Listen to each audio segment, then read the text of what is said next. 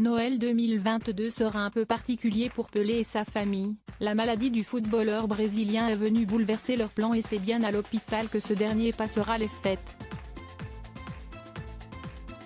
Notre Noël à la maison est tombé à l'eau.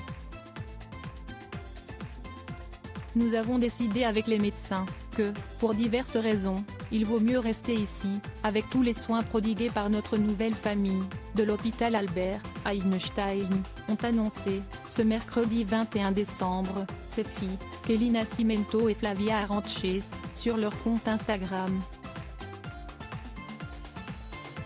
Le personnel médical mentionné par celle-ci n'est autre que celui de l'hôpital Albert Einstein de Sao Paulo où le roi Pelé a été admis le 29 novembre dernier.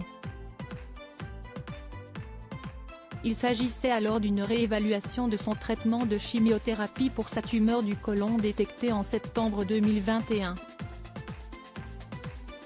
L'établissement de santé a également publié un communiqué dans la foulée de l'annonce de Kelly Nascimento et Flavia Aranches, ce mercredi, précisant que la maladie de leur père, à savoir le cancer, progresse.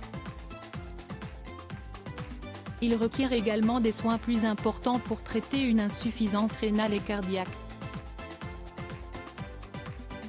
Nous allons transformer cette chambre en sambodrome, c'est une blague, et nous allons même faire des caipirinhas, ça, ce n'est pas une blague, ont préféré plaisanter les deux filles de Pelé.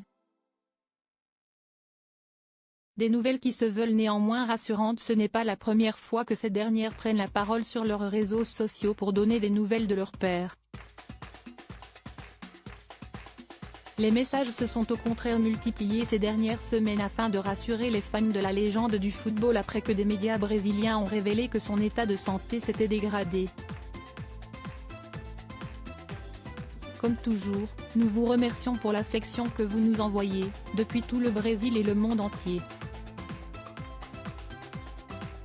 Votre amour pour lui, vos messages et vos prières sont d'un énorme réconfort car nous savons que nous ne sommes pas seuls, ont-elles ajouté.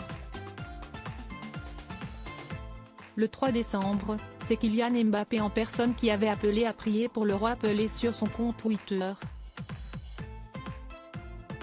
L'AFP dont le Parisien se fait, en outre, l'écho rappelle que c'est justement à côté du prodige français que le triple champion du monde a fait l'une de ses dernières apparitions publiques, en avril 2019 à Paris, lors d'un événement promotionnel avec un sponsor commun aux deux footballeurs. Article écrit en collaboration avec 6 médias. Crédit photo, JB Autissier panoramique.